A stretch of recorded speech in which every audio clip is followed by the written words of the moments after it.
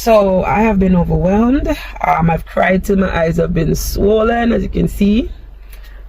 This has just been so much to me, and I really sat down and thought about whether I wanted to do a video about this or not. But because I'm a person that stands for justice and I believe in the truth, even if I feel the world is against me and I'm standing alone, I'm going to speak out for truth and justice. I am doing this video. Mount St. John's Hospital, also known as Leicester Birds Hospital, it needs to be vetted and vetted urgently. Mount St. John's Hospital, known as Leicester Birds Hospital, needs to be vetted and vetted urgently. 2 weeks and about 3 or 4 days ago, my mom got an ischemic stroke. My dad called me after 4 in the morning telling me that my mom's features was looking funny. I rushed over there. I immediately knew it was a stroke because I've had situations with people who have had strokes before. I rushed to the house. I gave my mom aspirin and squeezed lime in her mouth and started trying to clap to get her responsive. My dad was already very frantic, as he troubles with pressure. He was very frantic and scared because the ambulance was taking a while to come. But wow, no, Antigua, the ambulance always take long for come. Fine. But done, make peace with that. I stayed calm. When the ambulance got there, she was vomiting bile, and I said to them she had a stroke. They were like, you have to let the ambulance, I have to let them do the job. I said, no problem.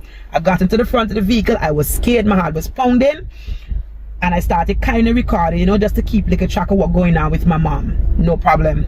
When we got into the ER, the hospital, I'm there telling the doctor, this is what's happening, this is what's happening. My mom quickly said that she wanted to pee, right? Cool. Due to previous medical history with my mom, nothing to do with stroke or nothing, she has time to time gets urinary incontinence, right? Cool.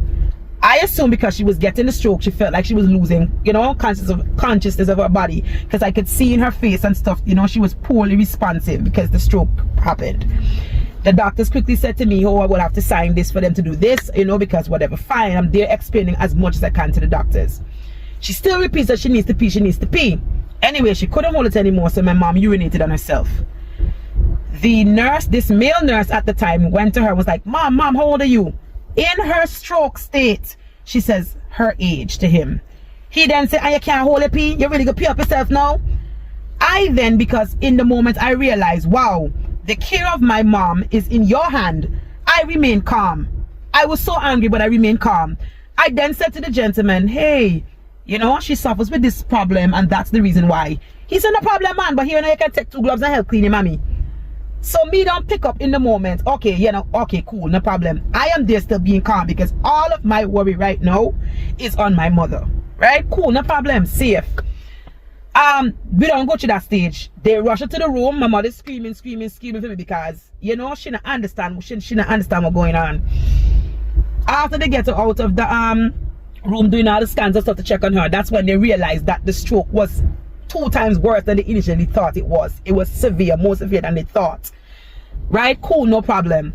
They bring her up into the ICU because now they realize it's detrimental. I run up the stairs to meet them. I get into the ICU. She's now in there. I'm there. They told us to wait a little outside. I get into the room. This nurse comes up to me. Miss, how are you doing turn up there? Wait a minute. Why are you doing turn up there so? I said to her, I'm here to this lady, my mom. Oh, you can't stand here. And also, what are you doing on the phone? You can't have the phone in here. I said, oh, well, I'm sorry. I was just trying to reach her sister to get to her because that's her. My mom is very close to the sister. So I said, I really wanted to reach to her. Cool, no problem. I went outside and used the phone and came back inside. 1 ton of hostility. I quickly observed that all the visitors and loved ones coming there to the patients in the hospital, them a deal with them so aggressive and so angry. Like they're mad that they have to be there to do this job. You understand? I visited my mom in the ICU a couple of days and I remained so calm because I realized that my mother's care is in the hands of these people. Anyways, that it happened fine. At one point in time now, my dad is trying to find out what is the medication and stuff my mom is on because they had to explain to us what procedure they were going to do on my mom, you understand, going forward. My dad simply wanted to find out from the person in the ICU, from the administrative, what it is, where the medication was or whatever. This Omar comes, so I can't come next to the counter, I can't turn up here. So my dad now came out of his calm state and started reacting like, whoa, what really is wrong with y'all? Y'all understand that we are under distress for what's happened? Anyways, after that happens with my dad or whatever the case is, my dad demanded to speak to the doctor. The doctors have been exceptional. with the exception of one of them, but they have been exceptional. But what happened is now, when the doctors show up now, my dad is now still in his state, so I would try to mostly talk to the doctor so my dad can remain calm, because he's already under pressure and he suffers with pressure. Cool, we got to a good state where they moved my mom onto the ward. Okay, on the 4th floor upon the ward, no problem. My mom is now on the ward. I go there to visit her. Cool. I noticed that there was a wrap, a chicken wrap. So I'm like, Tal, this can't be for she, because she can't chew or nothing. My friend was with me, right? My friend Ashley was with me. I was like, she can't chew this, yeah? She can't chew that, man. That's crazy. Anyways, I kind of ate a piece of it, and the nurse came and said, you can't eat in here, you can't eat. I was like, I know, but that can't be for her. And I said, she's supposed to get soft stuff, so you have to check it. Only to realize after I left, my father came and realized my mom kept doing this, pointing to her mouth. Because remember, she's not 100 because of the stroke. Because of the stroke, she can remember. Because of where she got it, she can remember. She can speak. But however, sometimes she gets a bit confused with what's going on. Long story short now, while she pointed to she mouth, my daddy decided to tell she to say, ah. Only for him to push his hand and realize chicken was catching the back of her throat. Now, anybody that know when a patient gets a stroke, you know that the patient cannot eat food like that after one stroke, because they're going to struggle with the ability to swallow. Fine. And I would like to think that the nurses who have studied at the hospital would know this. No problem. My dad was already pissed for that. My dad now must have stayed there until late, and he said to them that my mom had defecated herself. Nobody came. My daddy come back. After he came back and he then assessed the situation, he said my mom was saying she itchy. After my mom was saying that she itchy, or whatever the case is, he realized then that the feces was still on my mommy. After he done tell them she needed to be changed, he realized the feces was still there.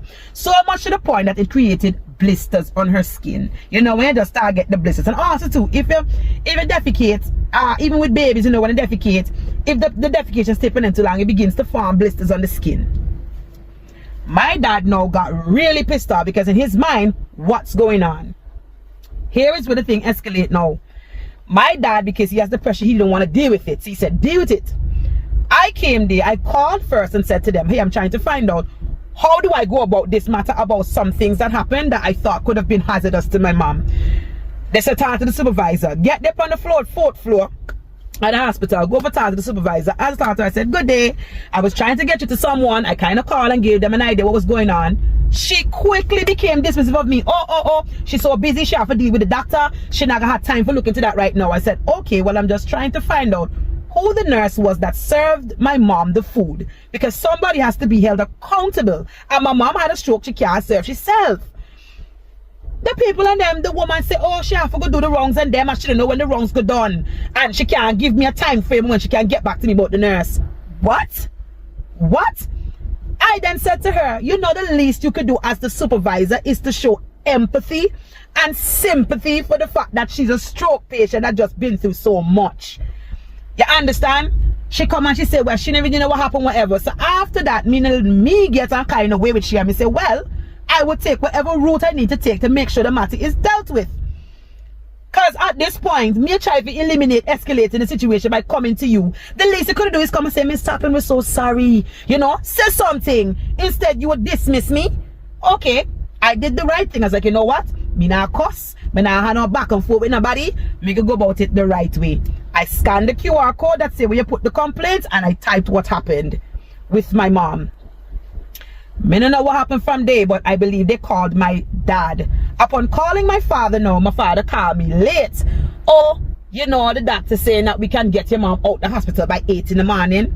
And he have to ask the doctor like, okay, huh? So my father's now saying to me in the conversation, we'd have to get some kind of clearance to get her into a home because of the severity of the stroke. We would rather her be in a home where she can be well taken care of until she can regain her full true self, her old self. Anyways, that happened now. My daddy now realized from the home that he has to get a report from the doctors. Running behind the doctors, running behind them. We realized it's not going to be as easy. My dad now had to kind of get a bit firm and say, listen, I understand that y'all are saying you want to release her, but we need to get the report to release her. We get the report now because the woman waited so long to get the report from us. The doctor was preoccupied doing other things. She said we'd have to wait until the doctor come back around to deal with them at that home again. No problem. This Dominican nurse now confronts my father the following day. Oh, she's still in here. Me said that she come off ward, and I take she out the ward. She should have done been released. What makes she tell ya? And my dad said, what's wrong? And she said, oh, she had to feed my mom. So apparently she was pissed because she had to feed my mom. So my dad then said to her, well, you don't have to do it. In the anger now, of course, my dad contacted me and said, listen, we need to be more hands on deck. But because, of course, the visiting hours start from 11 until 8, I could only get my hands on deck at 11 during that hour to the time of 8. So then the fear started reactivating me again. Like, whoa, my mom is in the care of these people and anything can go wrong. It escalates further. Now that happened, my dad is working overtime. I'm working overtime to try to see if we can get her in the home. I contacted this woman. She said, okay, yes, we could bring my mom. When I got in, I was like, Mom, I was giving her hugs and kisses, you know, doing what I'm supposed to do, emotional support. Yeah, you know, we're going to get you out. Don't worry. Everything is going to be great or whatever. Only for the woman opposite the bed to me say, hey, your mom is such a sweet person, but what they did to her this morning was so wrong. I then say, what happened this morning? She then says that the doctor told the orderly by the name of what? Something boss.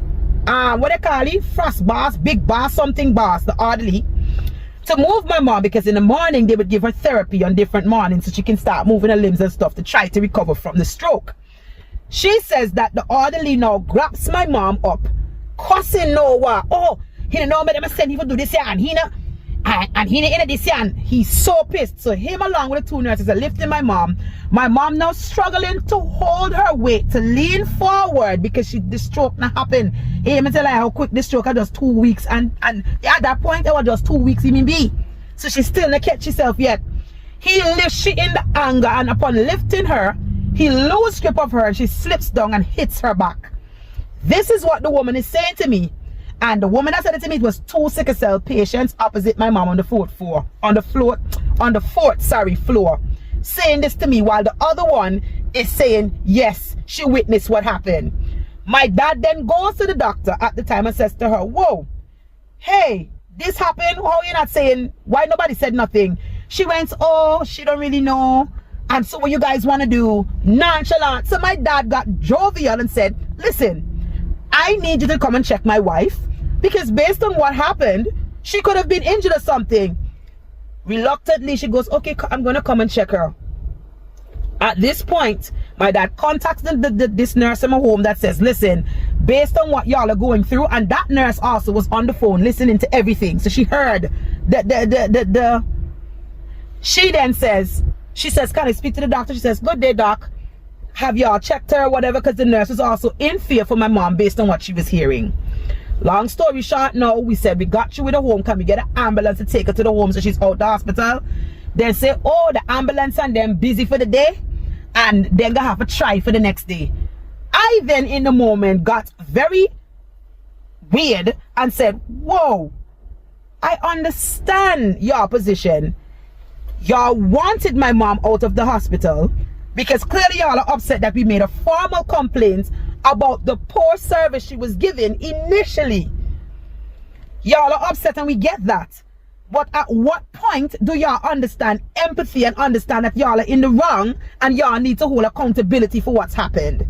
She then says she understands, and I'm like, whoa. And I said to her, even the patients on the opposite side, the sickle cell patients and them, crying for pain so long before y'all can come to them. Meanwhile, it hurts the people, other people's loved ones, when they see the nurses and then sit down there at talk about SSU and FET and outing, and then you come and meet something like what's happening. All I want to really say is, right, there are some nice nurses there. Brianna in the ICU was excellent. Some of the nurses were so nice. Some of the African nurses were so nice. Some of them be nice. But you see, one large percent, they need to be vetted. They are rude, they're disrespectful, and they do not have empathy and care for the patients and them in the hospital. And I watch other situations happen, but I'm not going to speak about it because that's not my place. I'm going to speak about my mom. It needs to be vetted. I think the name of the minister over the house is Michael Joseph. You need to do a vet check on Mount St. John's Hospital.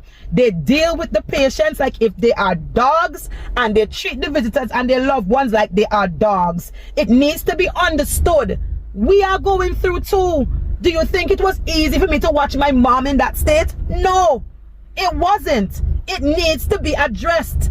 And I'm speaking out about this because some form of justice needs to come.